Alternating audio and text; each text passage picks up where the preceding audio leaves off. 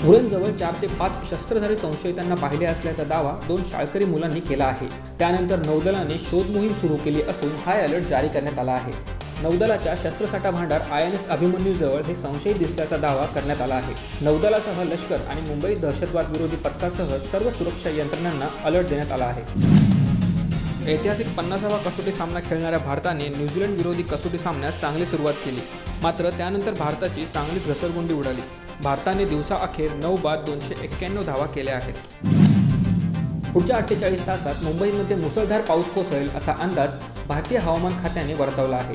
मुंबई शहर आणि उपनगरात मुसळधार पावसाच्या सरी कोसळत राहतील असे हवामान खात्याने म्हटले आहे। लिव्ह इन रिलेशनशिपमध्ये राहणारे जोडपेही आता गर्भपात करू शकतात। आतापर्यंत हा अधिकार केवळ लग्न झालेल्यांनाच देण्यात आला होता, मात्र मुंबई उच्च न्यायालयाने याबाबत महत्त्वाचा निर्णय देताना वैद्यकीय गर्भपातासंबंधी कायद्यानुसार लिव्ह इन रिलेशनशिप किंवा लग्नासारख्या नात्यात राहणाऱ्या महिलांनाही गर्भपात करण्याचा अधिकार असल्याचं सांगितलं।